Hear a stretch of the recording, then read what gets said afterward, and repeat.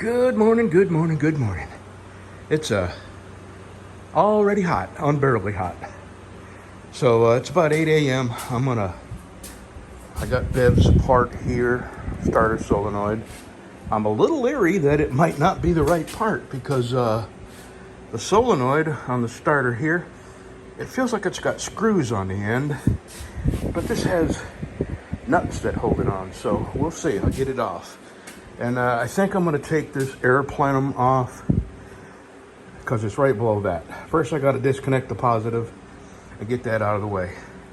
And then I'm going to take this air plenum off and see if I can reach that without pulling the battery. No big deal if I got to pull a battery, but I don't want to lift it up because my back is killing me. And for me to work on this car, I got to have a place to sit. Alrighty, let me get my tools out. Well, I was wrong. Happily wrong. It does have nuts on it, and I'm going to be able to get that off without doing much else. So that's the next thing. Pull that hot cable off of there, pull them nuts off of there, and try not to lose them because there's only two, and I doubt our little hardware store has nuts of that thread. So let me get that done. Pull the hot line off, and then see if I can get that off without too much cussing. All right, out with the old, in with the new. Okay, new one's in.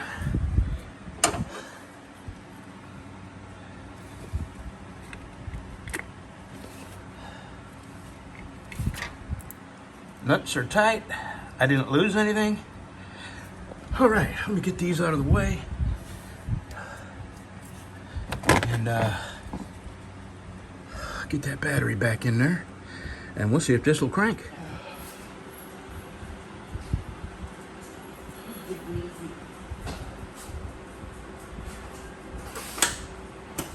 Oh God, unbelievable. Now what? I'm gonna have to consult the Oracle, Bev. 65 Ford. I'm kidding. I'm probably just going to Google it. Finally. This is Tuesday morning, so it's exactly 7 days ago that I ordered the part for Bev's car. And today it is finally out for delivery, so I should have the part about noon. So this morning I'm going to go over there and get it disassembled. I'm going to go ahead and take the battery out just because it gives me more room to get in there and work on nuts and bolts. And it's just too easy to take the battery out and give yourself a whole bunch more room. All right, well, I will see you at the car here in about 5 hours. Okay, I want to try to move really slow.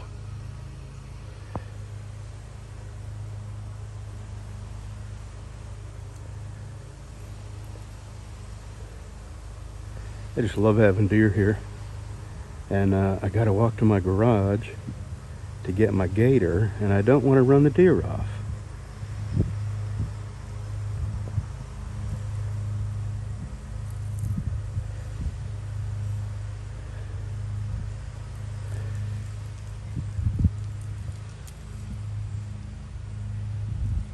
This is my shop, by the way. They're all kind of eyeballing me, so it probably won't be long. They'll hop the fence and be gone. They know I'm here, so.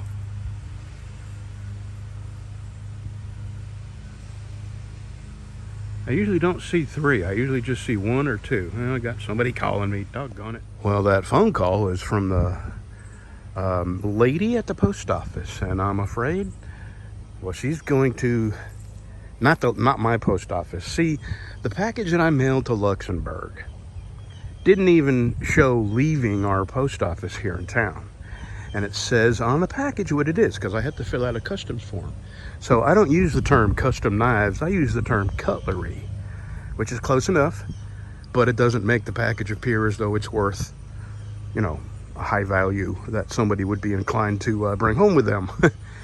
Well, anyway, when she called me, There was actually a fourth one down the hill here that you couldn't see, and 3 up on the hill. That's the most we've ever had here at one time that I can recall. And then when they heard me talking, they ran down here, so they're probably out in the woods right out there beyond my fence. All right, let me get my gator and go pulling that starter off of Bev's car. Okay, I have this pretty much memorized. 10 millimeter, 10 millimeter, 10 millimeter, 10 millimeter, right here. You just gotta loosen that up a little bit.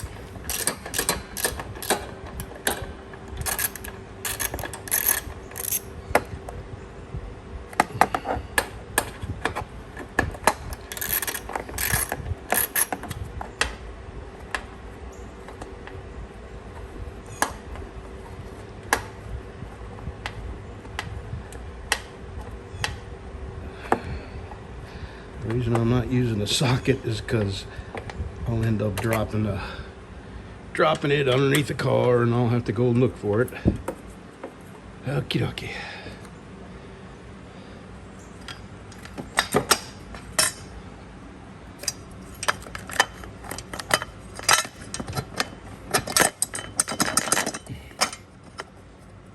Well, apparently I'm gonna have to go look down in there, so let me get this off. This just comes right off.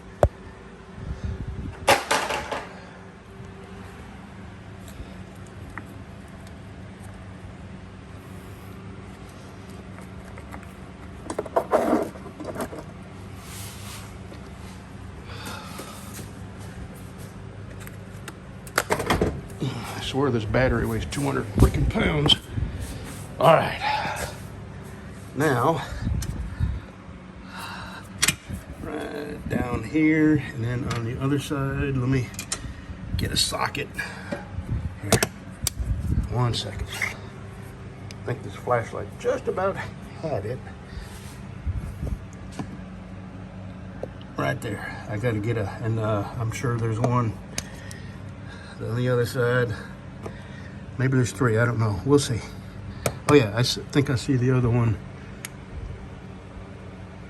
We'll see. Let me put my hands in there and feel around.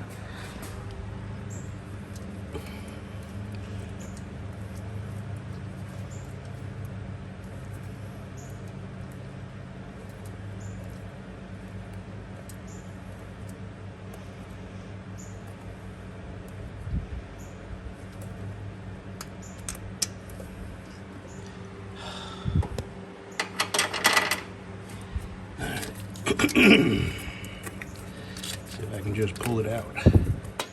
Yes. Okay. So now I'm just waiting on the new one here. Should be an hour or so. We'll be back.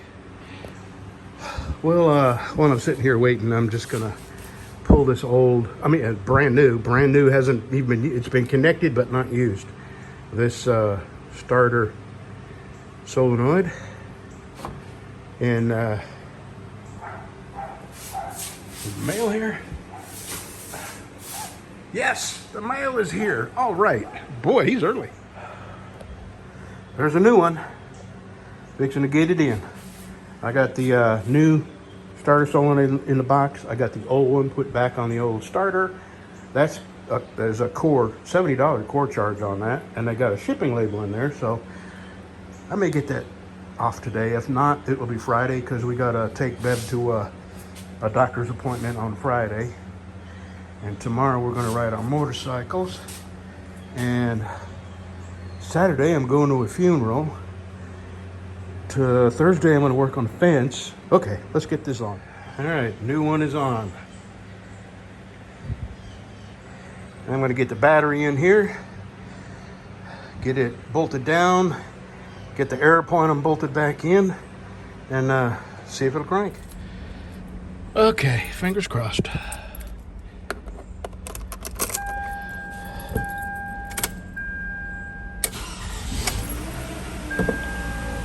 All right. So, it was starter. What I'm going to do is take this on a bit of a drive. I'm going to go to Marshall on the interstate, get off the interstate, go north on 59, and come back on 80. This thing needs a long, hard ride. So, let me get my tools put away and my gator put away. We'll be right back. Okay, so today's Tuesday, and it appears to be fixed. It was the starter all along, but the battery did have a problem. I have checked all the connections and removed paint where I thought there might not have been a good connection, and so she got a battery for free. By the time I return the core for the starter, she will have spent about $70 for the starter, so not bad. Free battery, new starter, $70. And this is a nice car. It's an older car. It's a 2010, but it has very low miles on it. I forget, it's like 30,000. Let me see. Yeah, 34,300.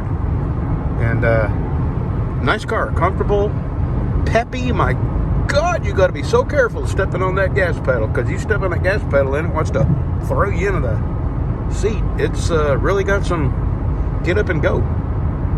So there you go. Have a good Wednesday, all. Wednesday morning, my wife and I are going to get suited up and get our bikes out and go on a ride early in the morning. And then Thursday, I'm going to put fence up. Friday, we got to take Bev to the doctor. My back isn't 100%, but it never is. But it feels as bad as it's felt for, my adult life. So I am back to normal, where basically I just had to be careful how I step and how I lift and how much I lift and how often I lift and how far I walk. So there you have it. Have a good Wednesday, y'all.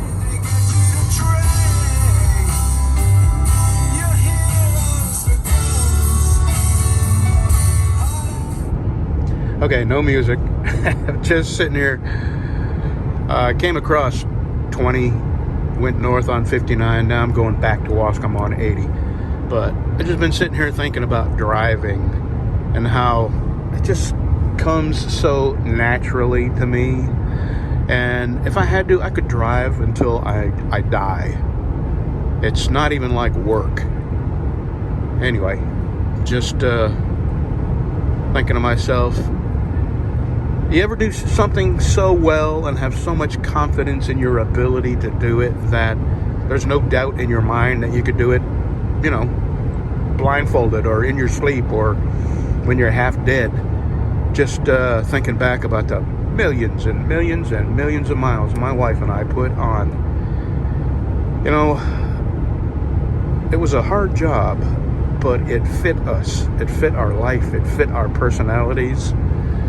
It was a hard job, and we're hard, tough people, and it just seemed to suit us. Anyway, just thinking out loud. All right, mailman. Oh, I did tell you about the mail, the people who search for mail. They're kind of, I think they're contractors who answer the phone, and this same lady has contacted me. Really nice lady, New England type of accent. So she was gruff and to the point, like most New England women. But she said she searched France, she searched Luxembourg. Now, everybody's answered her in those foreign countries except the lady at our post office. She sent an inquiry to the lady at our post office where there's no record of it leaving the package that I sent to Luxembourg. There's no record of it leaving our post office, not this one. This is a nice post office. Very nice people in it, too. And it's a bit of a drive, And when those people up there just get on my nerves, there's only one lady. She's really mean. I just come down to this post office here because everybody's really nice. And so she sent an inquiry to this lady at this post office, the lady that I have a history with. Not that kind of history. You know the story. So anyway, she didn't reply. She said all the other inquiries she sent, even to foreign countries, they replied. And this lady here did not reply to her inquiry. So she said, now I'm going to send an inquiry to her. I was afraid that car was going to pull out because it couldn't see me with that truck turning. Anyway, and the Consumer Affairs, which is, I told her the story about this lady decided she wasn't going to deliver our mail anymore to our homes. She was, anyway, she had some beef with a neighbor. And since that neighbor didn't get mail delivered to his house, she took it out on us. And the people that I actually contacted that made the difference was the Post Office Consumer Affairs Division in Washington, D.C. And it was like the day they got the letter, it was the next morning. I went in to get my mail because she was holding my mail. It wouldn't deliver it. And she was all apologetic and yes, sir, no, sir. So anyway, this lady, the inquiry lady, said that she will also send this inquiry carbon copy to the Consumer Affairs. And she said, I guarantee you I'll get a reply this time. Anyway, I'll keep you updated. She said September 9th. If I don't have my package by September 9th, they'll email me some forms I got to fill out for my insurance. That's, my God, 60, 90 days? I don't know. Been a long time. So there you go. Now, no more music. Have a nice Wednesday.